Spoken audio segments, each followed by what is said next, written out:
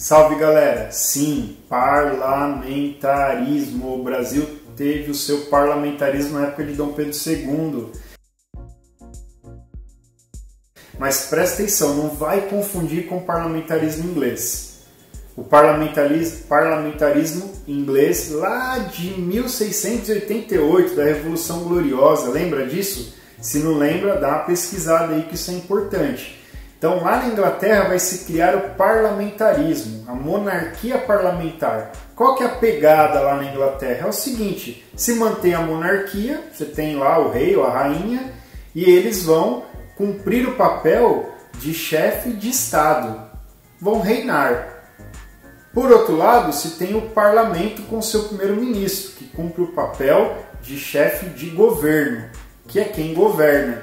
Daí a máxima que no parlamentarismo britânico o rei ou a rainha reina, mas não governa. É isso aí, reina, mas não governa. E aqui no Brasil? Aqui no Brasil nós falamos que foi às avessas. Por quê? Porque Dom Pedro II reinava e governava. Porque ele tinha o poder absoluto.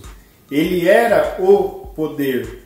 Ele tinha a força moderadora. Então aqui no Brasil o parlamentarismo foi conhecido como parlamentarismo às avessas. E como se deu o desenvolvimento de tudo isso? No Brasil, então, o rei podia demitir os ministros de acordo com a sua vontade. E o funcionamento? Bom, o funcionamento era muito simples. O presidente do Conselho de Ministros, o que equivale ao primeiro-ministro no modelo britânico, era nomeado pelo imperador e escolhia os 10 encarregados de convocar as eleições para a Câmara. Organizadas de forma fraudulenta, geralmente, as eleições garantiam para o partido da situação a maioria no legislativo, membros do conselho que eram escolhidos na época de 1850 para tentar amenizar as disputas entre liberais e conservadores. O entendimento político, então, foi oficializado em 1853, com a criação do chamado Ministério da Conciliação. Então, esse parlamentarismo no Brasil, ele, na verdade, era mais uma forma de Dom Pedro governar e ainda dar uma característica moderna, né, se baseando um pouco nas lógicas lá liberais da Europa. Uma sacada interessante de Dom Pedro, dentro desse processo, é a criação do Ministério da Conciliação. Isso está dentro da conjuntura aí da formação do parlamentarismo no Brasil.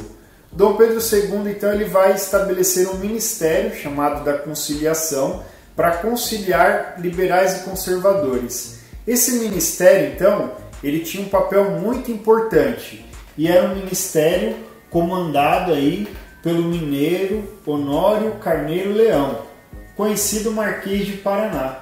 Ele vai então organizar esse ministério, vai compor um ministério para que ele possa organizar as questões e disputas políticas no Brasil. Veja que interessante. Então, para organizar essas questões, essas disputas políticas, esse ministério, ele meio que, podemos fazer uma análise assim bem rápida, Dom Pedro chama liberais e conservadores, coloca esses caras para conversar, fala assim, olha, o que nós temos a ganhar, o que nós temos a perder? O que vocês têm a ganhar, o que vocês têm a perder?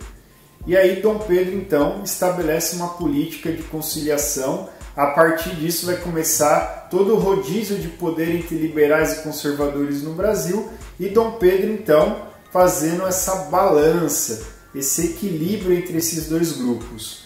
E aí, enfim, com isso se buscava a manutenção da ordem, a manutenção do escravismo, a unidade territorial, mesmo com as diferenças entre liberais e conservadores. A ideia, então, era fazer com que Saquaremas e Luzias pudessem interagir ali de uma forma que o rei, que o imperador, pudesse governar este império chamado Brasil. Se liga aí na nossa próxima conversa.